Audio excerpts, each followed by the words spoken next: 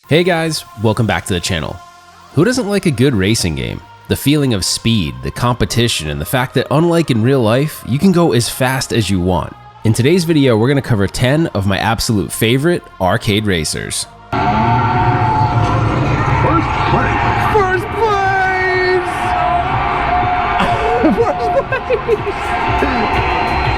First place!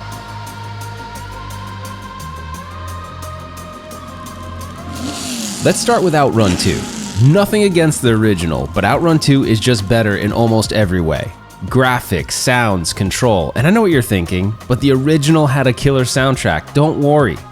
There's updated versions of those same songs in OutRun 2 and they sound awesome. Let's face it, music in racing games is essential to the overall experience and OutRun 2 brings it. The graphics got a huge upgrade over the original and now you can drift, and it's oh so satisfying. The game is still really challenging, so don't expect to master it right away. Finding an OutRun 2 in your local arcade might be tough, but don't worry. There are killer ports for OG Xbox as well as OutRun 2006 Coast to Coast on PSP, PS2, Windows, and OG Xbox. This game plays like a dream in the real arcade, but if you can't find it, don't sleep on the console ports, they're a lot of fun too.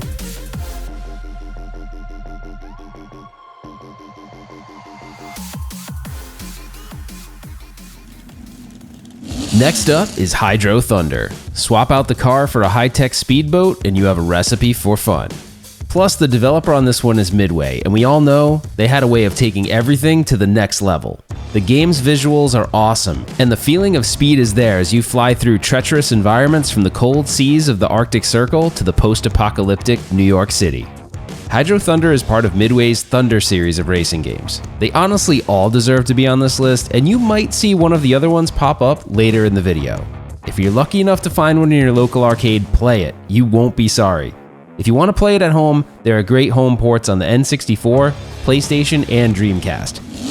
Keeping with the theme of the Thunder series, this is another epic Midway racer, but this time we're racing on snow. It's Arctic Thunder, baby. The thing I remember most about this game is that there was a fan that would blow air as you raced. There's also a shaker motor to give you the feeling like you're on a real snowmobile. Earlier this year, we took a trip to Galloping Ghost. I was excited when I saw they had an Arctic Thunder. The fact that Kim liked it was an added bonus. She noticed right away the fan blowing on her and the seat was vibrating. It totally adds to the immersive experience in my opinion. There are console ports on the OG Xbox and PS2 if you're interested, but if you've played the arcade version, it's unfortunately tough to recreate this sensory overload at home. Next up is Super Hang-On, the continuation of the Hang-On series and my personal favorite. The game came in an upright and a mini sit-down version with a bike that you could actually ride on. I remember spending countless hours on this. It was fun to pretend like I was riding a real motorcycle. Plus, with the addition of the new turbo button feature, I was hooked. I remember playing the Sega Genesis version as a kid. It's actually decent, but it's tough to recreate an epic Sega arcade experience like this. If you get a chance to play it in the arcade, for sure give it a shot. The game was ported to a bunch of different computers and consoles, so there are plenty ways to play it, but like I said before, your best bet is to seek it out in the arcade. Next is Super Off-Road. I vividly remember this game because of the steering wheels mounted to the front of it. The game itself is an off-road truck racing game where players compete against Ironman Stewart on 8 different off-road tracks. The game is the most fun when you play it with friends due to the competitive nature of the gameplay. For its time, it did a great job giving you the feeling like you were actually driving through dirt as you steer through the terrain. This is a game that just doesn't translate to consoles in my opinion, so you're best to try to find an arcade that has it for the best possible experience. No list would be complete without at least one entry from the Cruis'n series. My favorite is Cruis'n Exotica, mainly because of the awesome locations you get to drive in. Las Vegas, Hong Kong, India, Alaska, the surface of frickin' Mars, to name a few. Like everything Midway does, the gameplay is over the top. Pop wheelies around corners, do mid-air stunts. It's all part of creating a fun racing experience, and Midway doesn't disappoint with Exotica. The most notable port is for the N64, so check it out sometime if you get a chance. Up next is The Fast and the Furious. This game is seen as a spiritual successor to the Cruis'n series of games. It's obvious once you play it. The play mechanics are very similar, and even though Fast and the Furious was developed by Raw Thrills, you can see the work of Eugene Jarvis all over it. who happens to be the CEO of Raw Thrills. Double pump the gas and pop a wheelie just like the Cruis'n series, and do wheelies around turns. It's all very familiar if you like the Cruis'n series. You'll probably like this. I still see them in arcades and arcade bars from time to time, so be on the lookout, because you should definitely check this one out.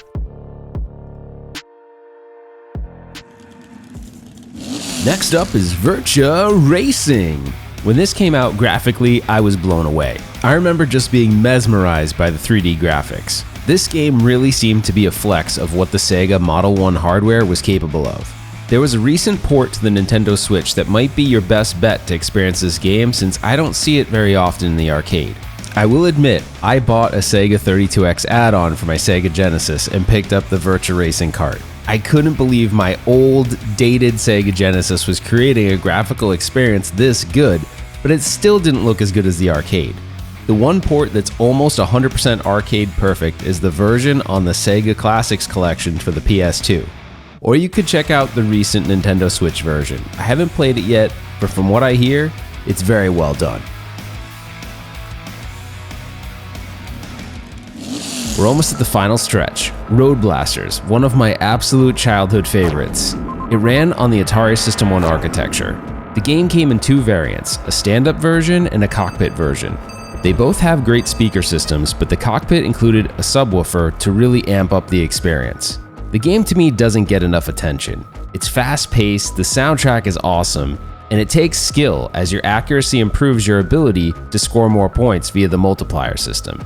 And it's got awesome weapon power-ups that are delivered to you via a plane overhead. And who remembers the t-shirt giveaway? If you could complete Rally 50 on Road Blasters, you could send a personalized code that the game would give you to Atari and they would send you a t-shirt. Pretty cool stuff. Anyhow, if you get a chance to play this game, I promise you, you will not be disappointed.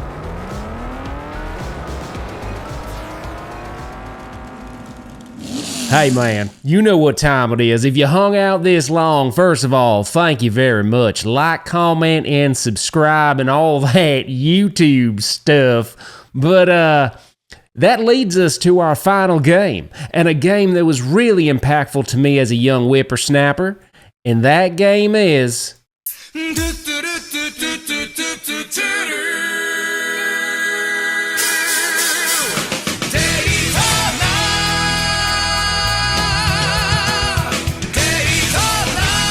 That's right, ladies and gentlemen, the one, the only Daytona USA. Honestly, if you don't like this game, you kind of suck, because this game is the quintessential racing game. I couldn't be more excited to feature this game on this list. Is it my number one? You goddamn right it is. This game was released in 1994. I was a punk kid, sophomore in high school, and I didn't want to go to school. I wanted to play some Daytona USA at the local arcade. This game was epic. The competitive nature alone was infectious, and the graphics were the first seen on the Sega Model 2 hardware. It blew my freaking mind. The Model 2 hardware was capable of displaying up to 300,000 texture map polygons per second. That was almost double what the Model 1 could do.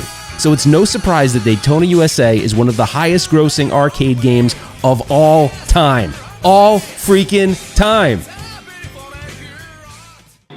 Well, man, that about wraps up this video.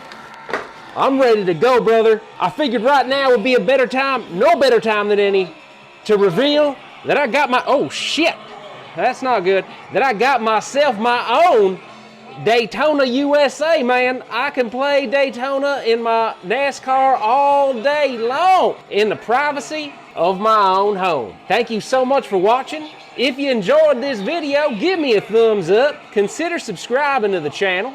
Put your comments below. I want to hear from you. And that's it for now, man. We will see you on... Hold on. Wait for it. Wait a little longer. And a little longer. Just taking this turn. Hold on. Shoot, I forgot what I was saying. On the next one. Hey, man. Thanks for watching. If you like this video, why don't you check out another? And remember, if you ain't first, you're last.